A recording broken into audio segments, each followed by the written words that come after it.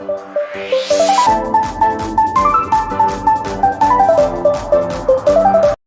इसका आंसर था, मैंने तो जो निकाला था आंसर 10.5 था, लेकिन इसका जो आंसर है वो 100.5 है। तो ये क्वेश्चन भी मेरा ना रॉन्ग था। तो उन्होंने कहा जी हम तो इसको एडमिशन नहीं दे सकते, 7th क्लास में हमारा पेफ का स्कूल है, अच्छे बच्चे हैं, और यानी डेफिनेटली एक विलेज साइड से जो सिटी एरिया में आता है तो उसकी एजुकेशन लेवल का बहुत ज़्यादा डिफरेंस होता है। और उसके बाद उन्होंने मुझे एडमिशन नहीं देना चाहा, तो मेरे वालिद ग्रामी मेरे साथ थे, तो उन्होंने कहा कि आप इसको एडमिशन दे दें, क्योंकि ये एक मेहनती तालिब इल्म है। अल्हम्दुलिल्लाह मैं स्टार्ट से ही बहुत हार्ड वर्कर था। तो उसके बाद मुझे एडमिशन मिल गया 7th क्लास में वहाँ पे। और मेरे जो क्लासमेट्स थे उस वक्त 7th और 8th के, एक तो स्टूडेंट्स इस ग्रुप में भी मौजूद हैं, मैं नाम नहीं लेना चाहूँगा कि शायद वो बुरा ना फील कर जाएं, तो वो यानी कि हंसते थे मुझ पे कि देखें इसको तो एलिफेंट के स्पेलिंग नहीं आते, 201 डिवाइड करना नहीं आता, तो ये हमारी क्लास में कैसे चल सकता है। लेकिन अल्हम्दुलिल्लाह मैंने फिर मेहनत की, मैंने हार्ड वर्क किया, मैंने बेसिक मैथ पे वर्क किया और इंग्लिश ग्रामर पे मैंने काम किया। तो यानी कि मिडल में मेरी जो पोजीशन थी वो एक मीडियोकर थी। उसके बाद मैट्रिक में एडमिशन हुआ मेरा, तो मैंने उस एरिया से अल्हम्दुलिल्लाह मैंने टॉप किया बॉयज़ में से। तो वो स्टूडेंट्स जो मेरे मिडिल के क्लास फेलो थे, जिनके मार्क्स मुझसे ज़्यादा होते थे या एक्टिव थे, लेकिन उनसे भी मेरे मार्क्स जो है ना वो मैट्रिक में ज़्यादा थे उस एरिया में। उसके बाद फिर मैं एफएससी में मुजफ्फरगढ़ सिटी में आ गया, और उसके बाद मेरे एफएससी में 915 स्कोर्स थे। तो उसके बाद मैंने एमबीबीएस का टेस्ट भी दिया, एमडी कैट का, लेकिन बदकिस्मती से मेरा फ़र्स्ट टाइम भी क्लियर नहीं हुआ। फिर मैंने इम्प्रूव किया, तो 915 से मेरे 957 स्कोर हुए, लेकिन सेकंड अटैम्प्ट पे भी मैं जो है ना वो क्वालिफाई नहीं कर सका एमडी कैट को, लेकिन किस्मत की बात होती है। तो इस तरह फिर मेरा एक जो इंटरेस्ट था वो केमिस्ट्री में था, क्योंकि केमिस्ट्री एक जो है ना वो कंसेप्चुअल सब्जेक्ट है, और रटा सिस्टम मेरा बहुत वीक है, चीज़ें मुझे बहुत ज़्यादा भूल जाती हैं रटे सिस्टम में। तो जो चीज़ें कंसेप्चुअल टाइप की होती हैं वो मुझे याद रहती हैं, इसलिए मैं बायो, इवन के मेरे बहुत ज़्यादा मार्क्स थे, केमिस्ट्री से भी ज़्यादा थे एफएससी में, लेकिन मैं बायो की तरफ नहीं गया, केमिस्ट्री को मैंने चूज़ किया। तो बहाउद्दीन ज़करिया से मैंने सेशन यानी कि ज्वाइन किया 2015 से 19 का मेरा सेशन था बीएस का, और वो मैं एक मीडियोकर स्टूडेंट्स में था। ठीक है, मेरे सेशन में हमारे सेशन में हमारे क्लासमेट्स भी हैं 2-3 जिन्होंने हमें ज्वाइन किया, और ये मेरे लिए एक खुशी का बायस भी है कि क्लासमेट्स भी हैं, सीनियर्स भी हैं इस ग्रुप में। देखिए, सीखने में सीनियर या जूनियर या क्लासमेट्स का ये कोई मैटर नहीं करता। जहाँ से आपको अच्छी चीज़ मिल रही है, चाहे आप सीनियर हैं, चाहे जूनियर हैं, चाहे क्लासमेट्स हैं, आपको लेना चाहिए उस मटेरियल को। और उसके बाद फिर मेरा एडमिशन हुआ एमफिल में, क्योंकि एमफिल मेरी है बेसिकली सिंध से, Jamshoro, national centre of excellence in analytical chemistry. तो एनालिटिकल केमिस्ट्री का प्योर सेंटर है जाम शोरो में, यूनिवर्सिटी ऑफ सिंध का, के यानी कि एफिलिएशन में आता है। तो सबसे पहले पूरे पाकिस्तान में जो एडमिशन होता है वहाँ से होता है एमफिल का। और उस साल बदकिस्मती से हमारी बहाउद्दीन ज़करिया में एडमिशन भी बैन थे एमफिल के, उस साल एडमिशन नहीं हुआ था। तो फिर मैं चला गया सिंध में, वहाँ से मैंने एमफिल को कंटिन्यू किया। अच्छा, सबसे मज़े की बात स्टूडेंट्स आपको बताता चलूँ कि ड्यूरिंग बीएस, जब हमने बीएस कंप्लीट की, तो मुझे इस चीज़ का भी पता नहीं था, अंदाज़ा नहीं था कि पीपीएससी क्या होती है। Can you imagine? आप इमेजिन ही नहीं कर सकते कि मैं बीएस का स्टूडेंट हूँ, बीएस की डिग्री मेरे हाथ में है, लेकिन उस वक्त मुझे ये नहीं पता था कि पीपीएससी क्या है, यानी कि एक इदारा है, लेक्चरशिप के लिए है, किस चीज़ की मुझे नहीं आइडिया था। उसकी रीज़न यही है कि जब बंदा जो है स्टूडेंट होता है, एज अ स्टूडेंट एमफिल कर रहा होता है या बीएस कर रहा होता है वालिदैन के पैसों के ऊपर, तो उसे कुछ पता नहीं होता, ना ही उसे कोई चीज़ की टेंशन होती है। फ़ीस जो है, फ़ीस की जो पैसे होते हैं वो घर से आ रहे होते हैं, और वो बिल्कुल चिल कर रहा होता है। और आपने देखा है कि अगर सेमेस्टर सिस्टम को कंपेयर करें तो सेमेस्टर सिस्टम के अंदर मैं समझता हूँ कि अगर आप अपनी स्टडी का टाइम दे रहे होते हैं तो 30% अपने बीएस को अपना टाइम दे रहे होते हैं, 30%, इससे ज़्यादा टाइम ही नहीं दे रहे होते। तो मैं जो यंगस्टर्स हैं हमारे, जो अभी बीएस जिन्होंने कंटिन्यू किया है, अभी हमारे स्टूडेंट्स यहाँ भी मौजूद हैं जिनका 7th 8th सेमेस्टर था और अभी उनकी डिग्री कंप्लीट हुई है, और उस वक्त उन्होंने 8th सेमेस्टर था जब हमारे सेशन को उन्होंने ज्वाइन किया, मंडी बहाउद्दीन के स्टूडेंट्स हैं। तो उनको मैं यही कहता हूँ कि देखें, आपके पास बीएस में काफ़ी टाइम होता है, सेमेस्टर्स ब्रेक्स आती हैं, इसके अलावा बहुत सारे यानी कि फ्री टाइम होता है। वैसे भी जो है ना क्या करना होता है, at the end of mid आखिरी 10-15 दिन के अंदर नोट्स उठाओ, रट्टा लगाओ और बस एग्ज़ाम दो, मिड दो, फाइनल दो। बाकी सारा टाइम हम क्या करते हैं, चिल में गुजारते हैं। तो अगर इसी टाइम को थोड़ा सा मैनेज करके ऑलरेडी ही अपनी बेसिक्स को स्ट्रॉन्ग कर लिया जाए। मैंने नहीं किया, मैं आपको बता रहा हूँ कि बीएस तक तो मुझे पता ही नहीं था कि लेक्चरशिप क्या होती है, पीपीएससी क्या होती है। तो अगर जो हमारे फ्रेश स्टूडेंट्स यहाँ मौजूद हैं या जिनकी अभी अभी न्यू ग्रेजुएशन हुई है, तो वो अगर इसको हैंडल कर लेते हैं, साथ साथ अपनी रिवीजन कर लेते हैं, बेसिक्स को अच्छा कर लेते हैं, अगर डिफरेंट वेबसाइट्स के उसको स्टडी करते हैं, अच्छी बुक्स को स्टडी करते हैं, YouTube channels, Indian YouTube channel, these are the best channels, उनसे आप ज़रूर जो है ना वो हेल्प लिया करें। और उनकी जो वेबसाइट्स हैं बहुत ज़्यादा अच्छी वेबसाइट्स हैं, एमसीक्यू की प्रैक्टिस करें वहाँ से। तो ये एक मेरा यानी कि शॉर्ट वे में एक कैरियर था। तो मेरा एमफिल में एडमिशन हो गया और उस वक्त मुझे पता चला कि नहीं, अब जो है जॉब की तैयारी मस्ट है। क्यों? जब स्टूडेंट के हाथ में डिग्री होती है ना, उस वक्त उसको एक्चुअल में टेंशन स्टार्ट होती है। क्या आप इससे एग्री करते हैं? बिल्कुल एग्री करते हैं। इसहाक? जी जी बिल्कुल जी एग्री करते हैं इस बात पे। एग्री करते हैं आप? बिल्कुल एग्री करते हैं।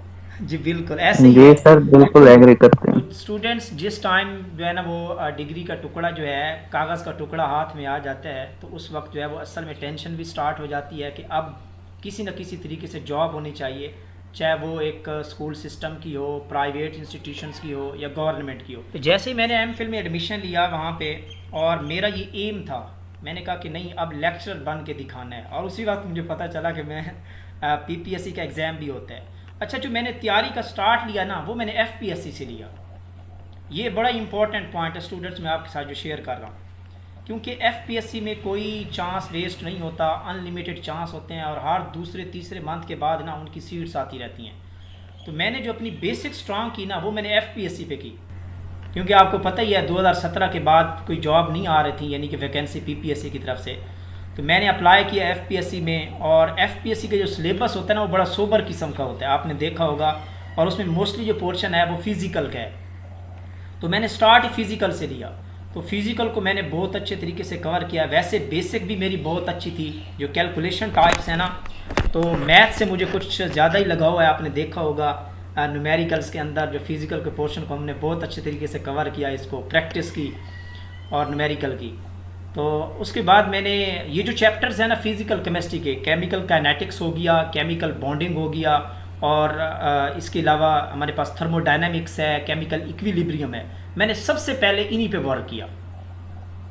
और अगर ये चैप्टर्स आप कवर कर लेते हैं ना, तो बेसिकली आपके जो मेरिट में जो डिफरेंशिएशन होती है, मैं समझता हूँ, ये मेरा अपना ज़ाती एक्सपीरियंस है, पता नहीं आप लोगों का क्या हो सकता है, मैं समझता हूँ कि जिसका फिज़िकल पोर्शन बहुत अच्छा है ना, वो किसी भी एग्ज़ाम में, इवन के पीपीएससी में भी मार नहीं खा सकता।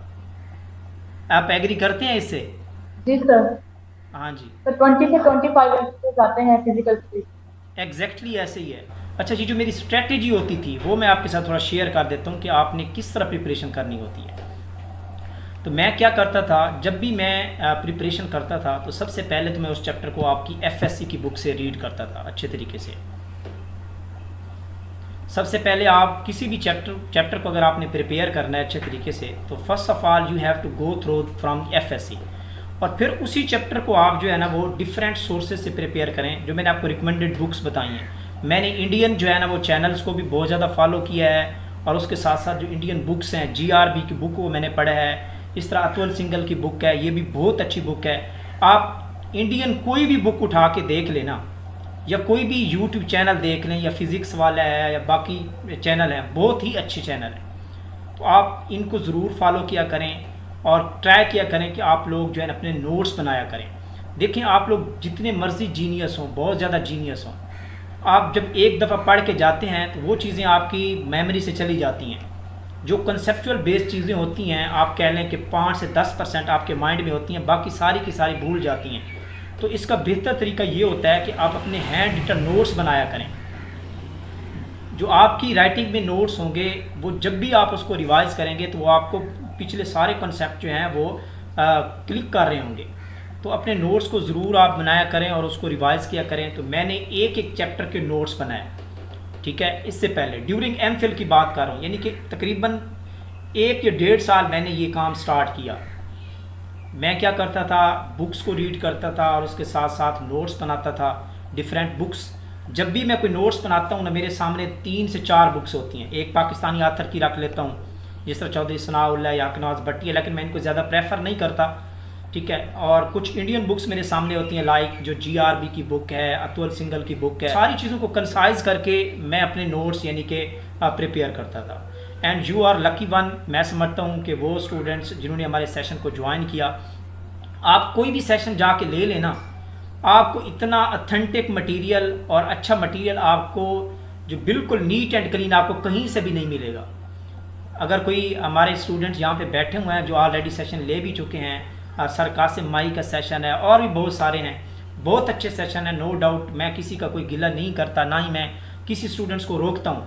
तो मैं तो क्या उस स्टूडेंट्स को कहता हूँ कि आप लोग सेशन को जाके ज्वाइन करें, डिफरेंट जो है ना वो टीचर्स का जो कॉन्सेप्ट्स हैं वो गेन करें आप। कोई इशू नहीं है इससे। ये नहीं है कि आप मेरे सेशन तक स्टक रहें और बाकी को छोड़ दें। मैं किसी की भी कोई ना ही गिला करता हूँ ना ही रोकता हूँ, मैं तो रिकमेंड करता हूँ। वैसे तो हमारे 2 स्टूडेंट्स हमारे इस बैच को जिन्होंने लेफ़्ट किया था, और वो स्टूडेंट जिनकी मजबूरी थी, वो उनसे टाइम मैनेज नहीं हो रहा था, जस्ट उन 2 स्टूडेंट्स ने लेफ़्ट किया। बाकी अल्हम्दुलिल्लाह हमारे सेशन को किसी भी स्टूडेंट्स ने जो है ना वो लेफ़्ट नहीं किया। इवन कि मैंने इंस्टॉलमेंट भी की थी, तो उसके बावजूद भी, हालांकि बाकी सेशन ऐसे होते हैं, आपने देखा होगा कि जब सेकंड इंस्टॉल की बारी आती है तो मैं कहता हूँ 20 से 25% स्टूडेंट्स ऐसे होते हैं जो लेफ़्ट कर जाते हैं। लेकिन अल्हम्दुलिल्लाह मैंने सेशन का डिज़ाइन ही ऐसा रखा, सेशन को हमने इंटरेस्टिंग बनाया, मैंने स्टूडेंट्स को मोटिवेट किया। आपने देखा होगा कि बार बार मैंने मोटिवेशन दी। आप शायद समझ रहे होंगे कि मैं बहुत ज़्यादा स्ट्रिक्ट हूँ। अल्हम्दुलिल्लाह मैं ये बरमला कहता हूँ कि मेरे जैसा पोलाइट भी कोई नहीं है। जो मेरे साथ इन टच रहे कुछ स्टूडेंट्स, मेल्स भी थे, इसहाक है और इसके अलावा गुलाम यासीन है, वसीम था, ये बार बार मुझसे यानी कि कांटेक्ट में रहे। और कुछ फ़ीमेल स्टूडेंट्स भी थी जो टेक्स्ट करती थी और अपने क्विज़ और बाकी डिस्कशन करती थी। तो उनको इस चीज़ का पता होगा कि मैं सेशन की हद तक बहुत ज़्यादा स्ट्रिक्ट हूँगा और रहूँगा। उसकी रीज़न यही है कि अगर मैं स्टार्ट में ही आप लोगों को नरमी दे देता इस सेशन की, तो मैं समझता कि फिर अच्छे स्टूडेंट्स भी हमारे जो है ना वो सही तरीके से वर्क ना करते। कमेंट्स देना चाहेंगे आप इसके ऊपर कि हमारे सेशन का जो एक स्ट्रिक्टनेस थी। सर अगर स्ट्रिक्टनेस ना होती तो फिर ये पैटर्न का मतलब ही ना होता। अब पीपीएससी की तैयारी के लिए एक होना चाहिए ना कि आपको मतलब एक पैटर्न हो जिससे आप तैयारी कर सकें। अगर उसमें देखा ना जाए, अब टीचर जब क्लासेस लेते हैं तो उसके दौरान भी अगर आप टेस्ट वगैरह ना लें, तरीके से प्रॉपर चेक करके ना दें, तो एक एवैल्यूएशन नहीं होती आपकी। तो जरूरी एग्जैक्टली ऐसे ही है। तो सेशन की जो स्ट्रिक्टनेस थी वो मैंने इसलिए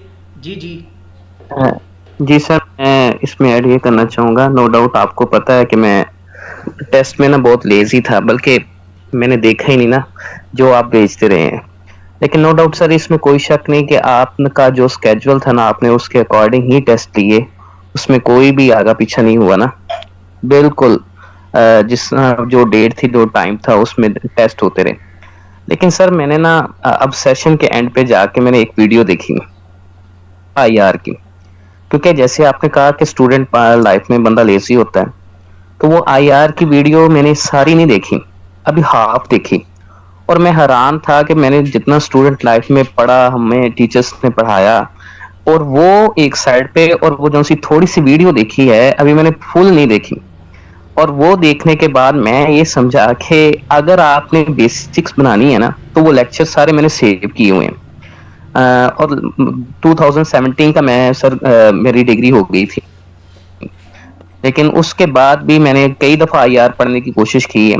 आपका लेक्चर सुनने के बाद मुझे वो जो बेसिक क्लियर हुई है, क्योंकि टीचर्स ही नहीं अच्छे मिले इसमें, नो डाउट मैं क्यों झूठ बोलूं, तो कुछ खुद भी लेजीनेस थी।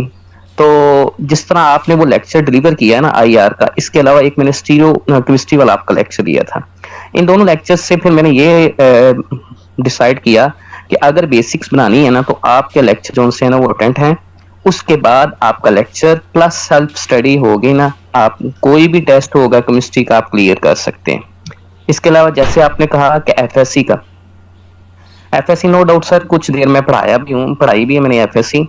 वो आपकी बात बिल्कुल ठीक है कि एफएससी की एक एक लाइन जो सी है ना, वो मेरे सर डॉक्टर शेर साहब भी कहते होते हैं कि एक एक लाइन आपको पता हो कि उसके पीछे रीजन क्या है, और उसकी रीजन ढूंढने के लिए आपको डिफरेंट बुक्स देखनी पड़ेगी, और नो डाउट वो बुक्स आपकी इंडियन बुक्स ही होगी या किसी फॉरेन ऑथर की होगी। एग्जैक्टली। जब इस तरह ग्रिप हो जाएगी तो एफपीएससी का टेस्ट जो है ना वो एफएससी वाला ही होता है, तो एफएससी वाला ही उससे रिलेटेड ज्यादातर होता है, तो वो तो हो जाएगा क्लियर। रहा इशू पीपी, नो डाउट उस पे भी आपका क्लियर हो जाएगा। वैसे सर आपका सेट मैंने अब फील कर रहा हूँ कि मुझे साथ साथ कुछ करना चाहिए था, और वो जो सी आप वीडियो लेक्चर है इंशाल्लाह मैं उससे भरपूर फायदा उठाऊंगा। Thank you sir. Thank you for sharing views. तो मोहम्मद यासीन, आप बिल्कुल सही फरमा रहे थे इस हवाले से कि देखिए मैं स्टूडेंट्स को बार बार क्यों मोटिवेट करता रहा। मेरा जो मकसद था वो यही था कि मैक्सिमम स्टूडेंट्स, अब देखें ना सारे लोग ही लेक्चर के लिए तैयार हैं ना, उसी की तैयारी कर रहे हैं ना, और किसी की ख्वाहिश नहीं है, किसकी ख्वाहिश नहीं है कि मैं लेक्चरर ना बनूं, लेकिन फिर ड्यू टू बिज़ी शेड्यूल और बाकी बहुत सारी मसरूफियात होती हैं जिनकी वजह से वो प्रॉपर ज्वाइन नहीं कर सकते थे। तो अगर मेरा पॉइंट ऑफ व्यू है कि आप जितने मर्ज़ी मसरूफ़ हों, अगर आप एक ठान लेते हैं बात को ना, आप 3 से 4 मंथ अपने शेड्यूल को टाइट कर लेते हैं अपना एडिशनल टाइम दे के, मैं समझता हूँ कि ये कमी भी आप पूरी कर सकते थे। बहरहाल आप लोगों को ये चीज़ ये फील हुआ होगा कि इंशाल्लाह नेक्स्ट टाइम आप इसको इम्प्रूव भी करेंगे और सिंसियर भी होंगे इस सेशन से। जी कोई और अपने व्यूज़ शेयर करना चाहे? स्टडी प्लान के हवाले से अगर कुछ पूछना चाहें तो मैं फिर बेस्ट इंशाल्लाह रिकमेंडेशन दे दूँगा।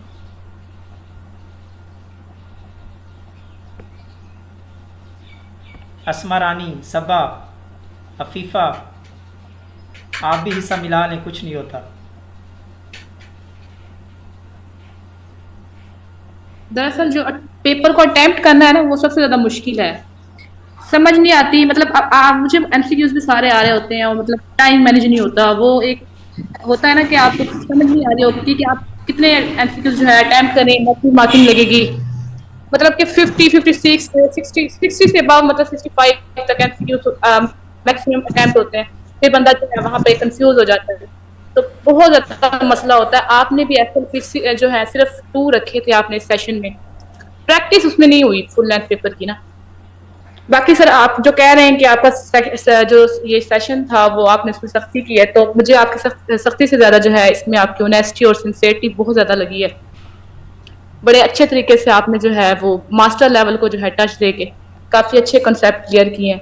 अब हमारे जो मास्टर मैंने किया है वो यूनिवर्सिटी ऑफ सरगोदा से किया है, तो वहाँ पे टीचर्स जो है ना मैक्सिमम वो दूसरी जो ऑथर्स की बुक्स हैं उसको रेफर करते हैं, लेकिन इंडियन की जो ऑथर की बुक्स थी मैंने आज तक नहीं पढ़ी। आपका वो वाइस सेशन है जिसमें जो है आपने गाइड किया कि आप जो है जीआरबी की बुक्स जो है या अतुल सिंह गाल की बुक्स जो है उसको मैंने पढ़ा है। तब देखें हम जो है तो आपके जो नोट्स बहुत कुछ हमें खुद भी आता है, वो सिर्फ आप कह रहे हैं कि मतलब टाइम नहीं होता पढ़ने का, मैनेज नहीं होता, तो उसमें ज़्यादा मुश्किल नहीं होती। आपके नोट्स जो है 4 या 5 घंटे अगर डेली के भी बंदा निकाल लेता है तो तैयार हो जाते हैं। असल मसला जो है वो पेपर अटेम्प्ट करने में आ रहा है मुझे बहुत ज़्यादा। मुझसे 70 to 75 मतलब एग्जैक्ट एमसीक्यूज नहीं हल होते। राइट। अच्छा, पेपर अटेम्प्टिंग के हवाले से ना मैं आपके साथ कुछ इंपॉर्टेंट चीज़ें शेयर करता चलूँ। देखिए पेपर की अटेम्प्टेशन जो है ना बहुत ज़्यादा इंपॉर्टेंट होती है। इस हवाले से आप पीपीएससी का एग्ज़ाम उठा के देख लें, 2020 वाला और 21 वाला और फिर 22 वाला, मैं इन तीनों को कंपेयर करूँगा। देखें आप जब भी एग्ज़ाम में बैठे होते हैं ना, आप पीपीएससी का कोई एग्ज़ाम दे रहे हैं लेक्चरशिप का, तो आपने उस जो टेस्ट होता है उसकी डिफ़िकल्टी लेवल को आपने जज करना होता है, ये बहुत ज़रूरी होता है। देखें अगर पेपर तो इजी है, फिर आपने वैसे भी अगर पेपर टफ हो या इजी हो, दोनों केसेस में जो आपकी नेगेटिव मार्किंग है ना, आपने इसका बहुत ज़्यादा ख्याल रखना होता है। और हम क्या कर रहे होते हैं, हम समझ रहे होते हैं कि शायद बाकी तो अच्छे स्कोर्स लेके चले जाएंगे और मैंने तो इतने स्किप किए हुए हैं, मुझे तो 50 क्वेश्चन आते हैं या 55 आते हैं और 60 आते हैं। तो बाकी अगर मैं स्किप करूँगी तो फिर जो है वो मेरा मेरिट नहीं बनेगा और मैं मेरिट में नहीं आऊँगी। तो ये जो फॉल्स या लेम यानी कि आप कह लें कि ये जो थाट्स हैं ना, इससे बचें आप लोग, ये बहुत ज़रूरी होता है। हम क्या करते हैं, हम जो है ना वो बस लगा के चले जाते हैं। आपको 50 एग्जैक्ट क्वेश्चन आते हैं, 55 एग्जैक्ट आते हैं, फिर हम क्या करते हैं, हम बस तुक्के लगाते जाते हैं। वो जो 50 आपने अटैम्प्ट किए हैं और आपको उसके ऊपर बिल्कुल एग्जैक्ट यानी कि था कि मेरे ये करेक्ट होंगे, वो 50 से फिर आप 40 से आपका ग्राफ नीचे चला जाता है। यही एग्जांपल ले लें आपका 2020 वाला और 21 वाला, जो कि बहुत डिफ़िकल्ट पेपर था। उसमें क्या किया, सब ने यही सोचा कि यार ये तो बहुत मुश्किल है। तो उन्होंने क्या किया, जिन्होंने 50 या 60 अटैम्प्ट कर रखे थे, 50 करेक्ट कर रखे थे, उन्होंने सोचा ये तो बहुत कम स्कोर्स हैं जो हमने अटैम्प्ट किए हैं। तो उन्होंने फिर बाकी क्वेश्चन लगाना स्टार्ट कर दिया। तो फिर नेगेटिव के बाद हाल ये हुआ, एंड पे रिजल्ट ये हुआ कि उनके 30, 34, 35, तो वो पासिंग से भी चले गए, फेल में आ गए। तो टेस्ट की डिफ़िकल्टी भी बहुत ज़्यादा मैटर करती है। अगर आपको लगता है कि टेस्ट जो है ना बहुत ज़्यादा डिफ़िकल्ट है, तो मैं समझता हूँ कि फिर आप जो है ना, अगर आपको 50 से 55 भी अगर आपने सही तरीके से अटैम्प्ट किए हैं ना, तो वो एनफ है। अगर आप पासिंग में आ रहे हैं तो आपका मेरिट में आ जाता है। तो ये बहुत ज़्यादा मैटर कर रहा होता है। तो वैसे भी नेगेटिव मार्किंग से जितना बच सकते हैं वो ज़्यादा बेहतर होता है। और इसमें ये होता है कि जिस क्वेश्चन के ऊपर आपको यानी कि 80% ना इसके ऊपर डाउट नहीं है, आपको एग्जैक्ट आप कहते हैं कि ये मेरा करेक्ट हो सकता है, तो मैं समझता हूँ कि उस क्वेश्चन को आप अटैम्प्ट करें। बाकी 50 वाले को भी आप जो है ना वो इस पर आप ये चांस ना लें, उसको भी आप जो है ना वो नेगलेक्ट कर दें, स्किप कर दें। जी कोई किसी और का क्वेश्चन? सर टाइम मैनेजमेंट के रेफरेंस से भी आप कुछ गाइड कर दें कि हम लोग टाइम किस तरह से मैनेज करें। बाकी इसके अलावा जो आपके लेक्चर्स थे वो सारे बहुत हेल्पफुल रहे हैं हमारे लिए। मोस्टली इनऑर्गेनिक के कुछ लेक्चर्स थे, इसके अलावा आईआर का लेक्चर बहुत बेस्ट था, बहुत हेल्पफुल थे आपके सारे लेक्चर्स। बट सर लास्ट पे ना मुझे बहुत इशू है, जो हमने ग्रैंड टेस्ट दिए हैं 2 लास्ट पे, उसकी बिल्कुल प्रेपरेशन नहीं थी मेरी, लाइक ना मुझे टाइम ही नहीं मिला था, तो इस वजह से मेरे इतने टेस्ट वो अच्छे नहीं हुए। तो काइंडली आप टाइम मैनेजमेंट के लिए ना थोड़ा हमें गाइड करते हैं। ओके अच्छा, टाइम मैनेजमेंट के हवाले से अगर हम बात करें इस हवाले से, देखिए ये जो हमारे मॉक टेस्ट थे ना, ये बहुत लेंथी थे। इन टेस्ट के अंदर आपकी एक्चुअल प्रोग्रेस का अंदाज़ा नहीं लगाया जा सकता। तो मैं समझता हूँ कि जो हमारा फर्स्ट मॉक टेस्ट हुआ था वो ज़्यादा डिफ़िकल्ट था as compare to the second normal था। अगर किसी ने सेकंड में भी अच्छा परफॉर्म नहीं किया तो मैं समझता हूँ कि उन्होंने फिर अच्छी तैयारी नहीं की हुई। तो फर्स्ट टेस्ट जो हमारा था, मॉक टेस्ट था, उसको हमने उसका डिफ़िकल्टी लेवल इतना ज़्यादा हाई रखा कि मैं समझता हूँ कि उस टेस्ट में जिन स्टूडेंट्स के 30 मार्क्स हैं ना, वो पीपीएससी में अच्छा परफॉर्म कर सकते हैं, बहुत अच्छा परफॉर्म कर सकते हैं। तो टाइम मैनेजमेंट के हवाले से मैं आपको यही मशवरा देना चाहूँगा at the end of session कि देखें स्टूडेंट्स, आपने सेशन भी ले लिया, आपने अच्छे तरीके से, आपको सबसे मेन चीज़ होती है कि आपको गाइडेंस की ज़रूरत, आपने स्टडी करनी कैसे है, किन चीज़ों पे आपने ज़्यादा फोकस करना है, किन चीज़ों को आपने ज़्यादा टाइम नहीं देना, जो यानी कि अननेसेसरी पॉइंट्स हैं या टॉपिक्स हैं उनसे आपने थोड़ा सा परहेज़ करना होता है, ज़्यादा टाइम नहीं देना होता। ये सारी यानी कि आपने इस सेशन के अंदर आपको अंदाज़ा हो चुका होगा और फिर टेस्ट के अंदर भी आपको पता चल चुका होगा कि कौन सा एरिया जो है वो उससे न्यूमेरिकल आते हैं, कौन सा थ्योरी में इंपॉर्टेंट हैं, कौन से कॉन्सेप्चुअल टाइप के क्वेश्चन आते हैं, ये सारी चीज़ें होती हैं। अब आपके लिए मैं यही सजेस्ट करूँगा at the end of session, देखें स्टूडेंट्स, अगर आप अभी से लेज़ी हो जाएंगे आफ्टर द सेशन, मैं समझता हूँ कि फिर आपने जो 3.5 मंथ का सेशन लिया है वो आपके लिए फिर इतना ज़्यादा इफेक्टिव नहीं होगा। अभी ये सारी चीज़ें आपकी जो है ना वो मेमोरी में बैठी हुई हैं कि आपने किस तरह प्रिपरेशन करनी है, कॉन्सेप्ट्स हैं और बाकी फ़िज़िकल बाकी जितनी भी चीज़ें हैं। तो मैं आप लोगों को यही कहूँगा कि अभी से अब आपके पास खुला टाइम है। देखें कुछ स्टूडेंट्स ऐसे थे हमारे जो ड्यूरिंग सेशन जो अच्छा परफॉर्म नहीं कर सके।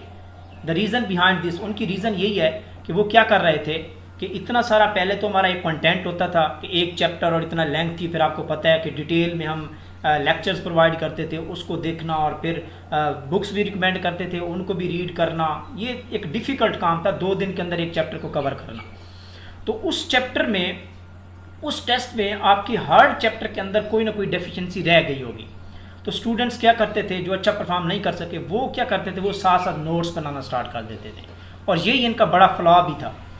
तो एक्चुअल में होना ये चाहिए था कि जो इम्पोर्टेंट पॉइंट्स होते हैं न्यूमेरिकल के हवाले से, या जितनी भी इम्पोर्टेंट चीज़ें होती हैं, ठीक है, याद रखने वाली, वो जस्ट नोट करनी होती हैं, ताकि कल को आपने अगर नोट्स बनाने हैं तो वो आपके माइंड में हो, साइड पे उसके हिंट्स लिखे हुए हों, ताकि आप उनको अपने अच्छे नोट्स में कन्वर्ट कर सकें।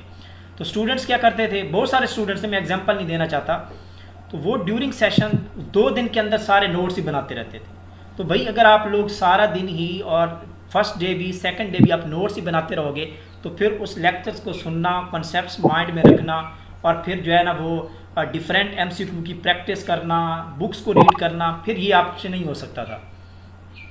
तो मैं आप लोगों को अब यही कहूँगा कि अब आपका असल टाइम स्टार्ट हुआ है, तो मैं आप लोगों को यही रिकमेंड करूँगा कि अभी आपने किसी का सेशन ज्वाइन नहीं करना।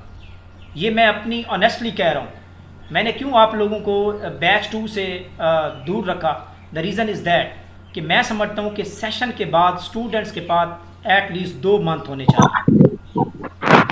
मेरी बातें समझ रहे हैं आप लोग? आवाज़ आ रही है?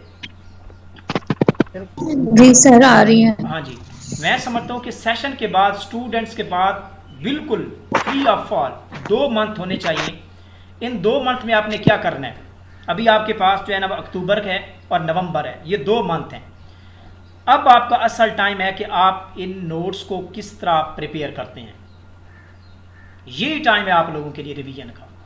इन्हीं कॉन्सेप्ट्स को रिवाइज करें, अपने अच्छे नोट्स बनाएं, जो वीक पॉइंट्स थे, जो आपके वीक चैप्टर्स हैं, उनको लेक्चर सुने जो मैंने आपको शेयर किए हैं। इसके अलावा और भी इंडियन लेक्चर बहुत अच्छे अच्छे पढ़े हुए हैं, टॉपिक वाइज पढ़े हुए हैं, उनको सुने। GRB की बुक को पढ़ें, अतुल सिंघल की बुक है, पाकिस्तानी ऑथर्स हैं, उनको रीड करें। और नोट्स बनाएं तो 3 से 4 बुक्स आपके सामने पढ़ी हों।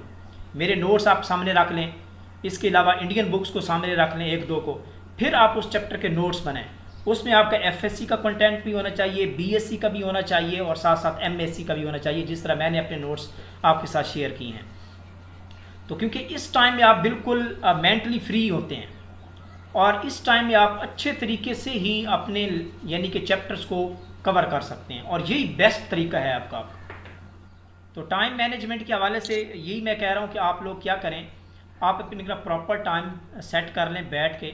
देखिए इसमें एक कंसिस्टेंसी आपको करनी पड़ेगी, आपको अपने मकसद के साथ लॉयल ज़रूर होना पड़ेगा, वरना आप यानी को बिज़ी होते जाएंगे, ठीक है, आप प्रॉपर टाइम नहीं दे सकें, फिर वही रूटीन होगी, फिर सेशन का भी इतना ज़्यादा यानी कि फ़ायदा नहीं होगा। तो अभी से स्टार्ट करें। जो चैप्टर्स आपके वीक हैं, अगर आपकी फ़िज़िकल वीक है, कैलकुलेशंस वीक हैं, तो मैं आपको सजेस्ट करूँगा कि सबसे पहले आप फिज़िकल पोर्शन पे काम करें। उसकी केमिकल काइनेटिक्स है, थर्मोडायनामिक्स है, इक्विलिब्रियम है, उनके न्यूमेरिकल की प्रैक्टिस करें। साइड पे न्यूमेरिकल लिखें एक पेज के ऊपर, और उनको देखें कि इसको आप किस तरह जो है यूटिलाइज कर सकते हैं डिफरेंट न्यूमेरिकल्स में। आप डिफरेंट गूगल पे जाके उस क्वेश्चन लिखें, डिफरेंट इंडियन बुक्स पे जाके एक्सरसाइज को सॉल्व करें, और उस न्यूमेरिकल उस यानी कि फार्मूला के ऊपर उसको सॉल्व करने की ट्राई करें। तो मैं समझता हूँ कि आपकी बेहतर हो जाएगी, 20 दिन के अंदर आपकी फिजिकल बेहतर हो जाएगी। सर इसके अलावा FPSC के लिए अगर हमने B.Ed का पोर्शन कवर करना है, तो जो आपने बुक सेंड की थी एक ग्रुप में, तो वो इनफ है उसके लिए, या बात कर लेते हैं। देखिए जो FPSC का पोर्शन है, केमिस्ट्री का बुक हम लोग रीड करें और बहुत अच्छे तरीके से कवर कर लिया। और FPSC का जो केमिस्ट्री का पोर्शन होता है वो ज़्यादा हाई फाई नहीं होता, बिल्कुल नॉर्मल होता है। यानी कि FSC को अच्छे तरीके से कर लेते हैं, कॉन्सेप्ट्स हैं, तो आप मैं समझता हूँ कि 50 में से 45 प्लस आप इजीली ले सकते हैं। अभी हमारे साथ जो है ना वो इसहाक मौजूद है स्क्रीन के ऊपर भी, तो उन्होंने अभी रिसेंटली दिया है, तो उसके 45 प्लस करेक्ट थे। और इसके अलावा इस तरह बैच 2 में 1-2 स्टूडेंट्स हैं, उन्होंने किया तो उनके ऑलमोस्ट ठीक थे। तो केमिस्ट्री पोर्शन को आप मैक्सिमम कवर कर सकते हैं। तो अब आपने क्या करना है, आपने FPSC को क्लियर करने के लिए आपने मैक्सिमम फोकस करना है B.Ed पोर्शन पे। और उसके लिए जो मैंने आपको बुक रिकमेंड की है, इसको आप थॉरोली जो मेन चैप्टर्स आपकी FPSC के सिलेबस में गिवन है उनको रीड करें। और इसके साथ साथ मेरे पास लेक्चर्स हैं यानी कि एक प्रोफेसर के B.Ed के, तो वो मैं आपके साथ इंशाल्लाह शेयर कर देता हूँ आज ही। तो उन वीडियोस को देखें, कॉन्सेप्ट्स को क्लियर करें, और बुक जो है ना B.Ed क्वालिफाई वाली, इसको अच्छे तरीके से रटा लगाएं, समझें बातों को, रटा लगाएं। क्योंकि मैंने देखा है, मैंने 2-3 FPSC के टेस्ट दिए थे, तो मोस्टली जो क्वेश्चंस होते हैं कॉन्सेप्ट्स वही होते हैं, स्टेटमेंट बड़ी होती हैं लेकिन चीज़ें वही होती हैं। तो और बहुत ज़्यादा चीज़ें रिपीट भी हो रही होती हैं एफएससी में बीएड का जो पोर्शन है। तो इसलिए अभी से स्टार्ट करें, एक टाइम फिक्स कर लें कि डेली के आप 2 घंटे जो है वो बीएड को दें, 1 घंटा जो आप इंग्लिश ग्रामर पे वोकैब को दें, और बाकी जो 2, 3 या 4 घंटे हैं वो आप केमिस्ट्री को दें। तो इस तरह टाइम को डिस्ट्रीब्यूट करना होता है। और साथ साथ जो जनरल पोर्शन है आपका, जनरल नॉलेज है, उस पर वर्क करें, वो बहुत ज़्यादा इंपॉर्टेंट होता है, वो भी क्रिटिकल पोर्शन होता है आपका। क्योंकि जनरली जो हम साइंस के स्टूडेंट्स होते हैं ना, जो जनरल सब्जेक्ट्स की हम प्रिपरेशन नहीं करते, उनका जीके पोर्शन बहुत ज़्यादा वीक होता है, और वो 20 में से उनके मैक्सिमम मार्क्स आ रहे होते हैं 7, 8, 9, 10।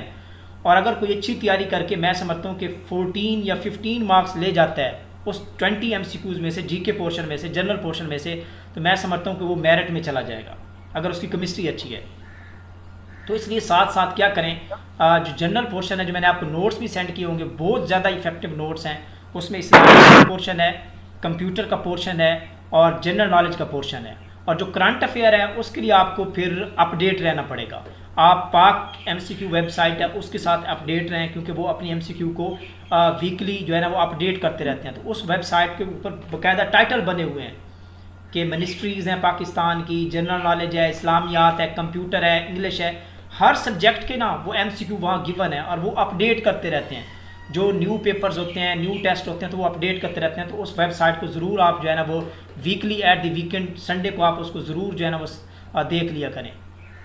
जी सर, इसमें ना एक और भी चीज़ ऐड करना चाहूँगा कि अगर आप चाहते हैं कि हम एक्टिव रहें तो कोई ना कोई क्वेश्चन आप ग्रुप में खुद ही कर दिया करें, और उसका कहें कि पार्टिसिपेंट्स जो सा आंसर दें। और सारे पार्टिसिपेंट्स सर इस तरह कोशिश करें कि वो बोल के आंसर दें, क्योंकि सर लास्ट टाइम भी आपको पता है कि जब होता है ना वो टेस्ट तो क्लियर हो ही जाता है जिसकी तैयारी होती है, फिर इशू कहाँ होता है जब इंटरव्यू में आपको बोलना पड़ता है, तब आपको बोलना नहीं आता। तो उसमें ये होगा सर कि अगर अभी से हमारी प्रैक्टिस हो जाएगी तो ये इंटरव्यू का जो सा खौफ होगा ना वो भी बहुत हद तक खत्म हो जाएगा। तो ये भी किया जा सकता है। इसके अलावा सर टाइम मैनेजमेंट के हवाले से जब पेपर को अटेम्प्ट करना ना, वो हमारे टीचर डॉक्टर शुएब साहब ने बताया था, और उसको मैंने अप्लाई भी किया लास्ट टाइम 2022 में। वो क्या था सर, वो ये था सर कि देखें, उन्होंने कहा पहली नजर में आपको जो एमसीक्यूज आसान लगते हैं ना, वो आपने साथ ही जिसका 100% श्योर है उसको आपने साथ ही मार्क कर देना है, यानी कि बबल शीट फिल कर देनी। बबल शीट फिल कर, इसका मतलब वो तो गया ना, क्यों जब आप सारा पेपर पढ़ेंगे ना, जो डिफिकल्ट पोर्शन होगा ना वो आपके जहन में बैठ जाएगा, और इजी पोर्शन आप निकल जाएगा। आप इस चक्कर में पढ़ जाएंगे वो पेपर तो ये ऐसे आया और ऐसे आया। जैसे ही आप पेपर साथ साथ अटेम्प्ट करते जाएंगे, वो इसी जो 100% हो गए वो आप कर लेंगे ना। इस दफा मैंने किया और बड़ा रिलैक्स फील करेंगे, यार इतने तो हो गए ना। फिर बाद में जिन पे डाउट होता है ना, उस पे आप सिर्फ वो क्वेश्चन पेपर पे मार्क कर लें, उसका बबल फिल ना करें, उसका बाद में डिसाइड करें, और आखिर पे आपके जो डिफिकल्ट पोर्शन होगा फिर आप अपना डिसाइड करें कि हाँ मैंने अब कितना करना है और उसमें मुझे कितने % श्योर है, फिर उसको करें। तो इस हवाले से सर काफी हद तक मैंने देखा है कि वो ठीक रहा है। लेकिन अनफॉर्चुनेटली मेरे मार्क्स जो से 52 आए थे, और मैंने सिर्फ 66 एमसीक्यूज अटेम्प्ट किए थे इस दफा।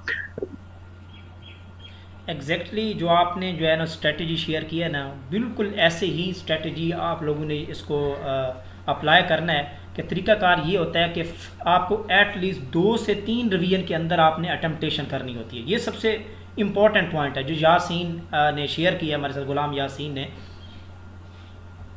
कि ये सबसे क्रिटिकल पॉइंट होता है कि सबसे पहले आप वो क्वेश्चन अटैम्प्ट किया करें। स्टूडेंट्स क्या करते हैं, वो बस स्टार्ट से ही करते हैं, कहते हैं कि हमें दोबारा वापस ना आना पड़े।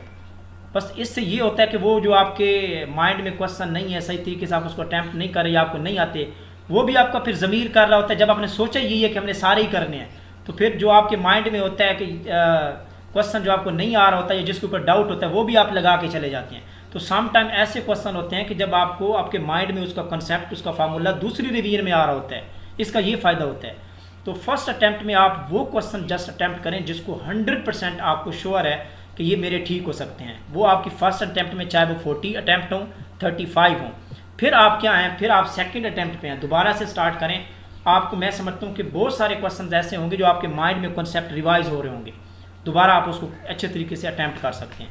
इस तरह एंड पे जाके जिस तरह फिजिकल का पोर्शन है, स्पेशली जो न्यूमेरिकल है, तो अगर आपको न्यूमेरिकल्स आ रहे हैं, फॉर एग्जांपल अगर 4 हैं या 5 हैं टोटल पेपर के अंदर, तो मैं आप लोगों को यही सजेस्ट करूँगा कि न्यूमेरिकल पोर्शन को आप एंड पे जाके किया करें, क्योंकि सम टाइम ये होता है कि न्यूमेरिकल आप कर रहे होते हैं, टाइम भी वेस्ट हो रहा होता है, उसके रिजल्ट में जो इजी क्वेश्चन होते हैं वो एंड पे जाके फिर आप जो है ना अपने होश व आवाज़ जो है ना वो खो बैठते हैं, तो आप सही तरीके से उसको अटैम्प्ट ही नहीं कर पाते। तो इसलिए बेहतर तरीका कि सबसे पहले इजी अटैम्प्ट करें, फिर सेकंड रिवीजन पे आएँ, फिर आप देखें कि जो आपकी कन्फ्यूजन थी, अगर आपके माइंड में कोई क्वेश्चन आ रहा है, अच्छे उसका आंसर आ चुका है और फार्मूला आपके माइंड में आ गया है, तो आप उसको कंसेप्ट को अप्लाई करें, फिर करें। इस तरह 2 से 3 अटैम्प्ट के अंदर पेपर करना होता है, और स्टूडेंट्स ये नहीं करते एक ही अटैम्प्ट में, जी बिस्मिल्लाह किया और फिर एंड पे जाके अल्लाह हाफिज़।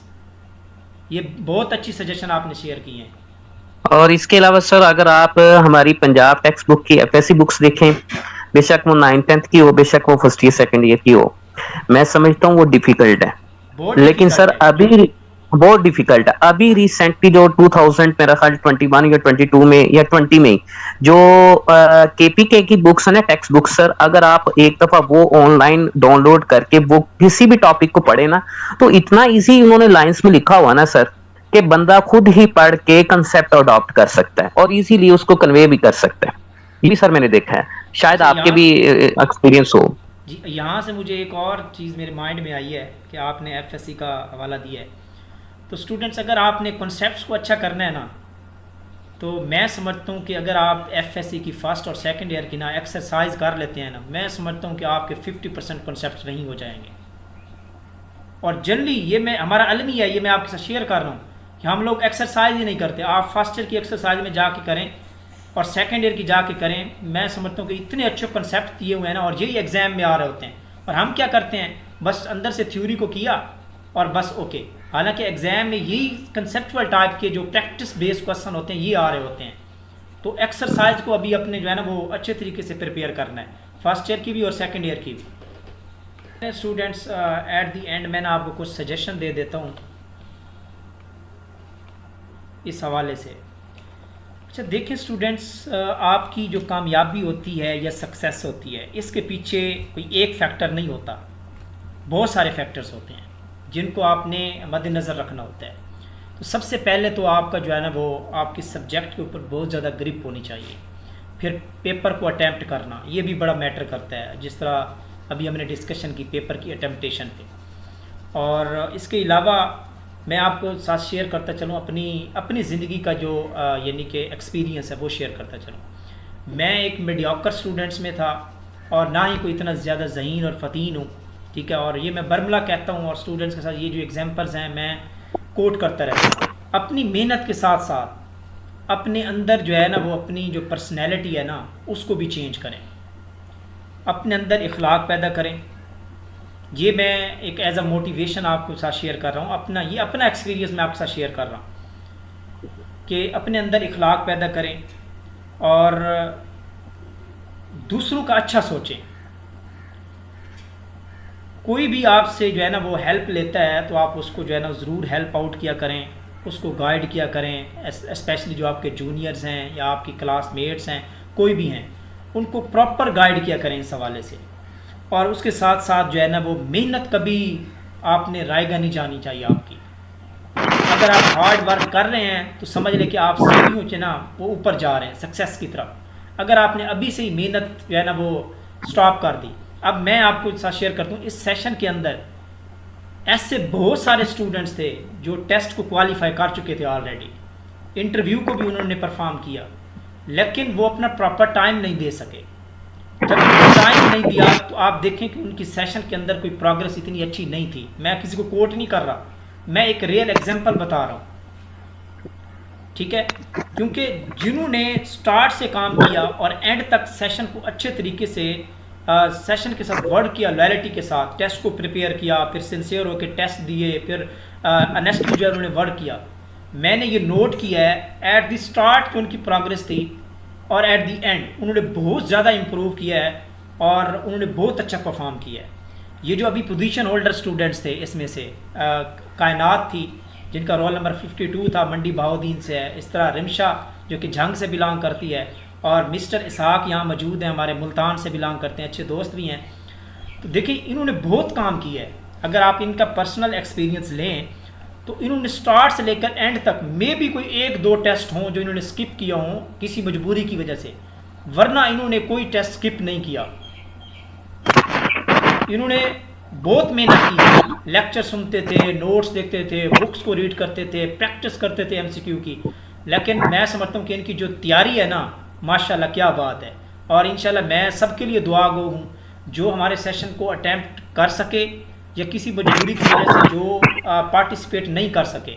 मैं सबके लिए यही मेरा मैसेज है कि अल्लाह ताला आप लोग सबको कामयाब फरमाए।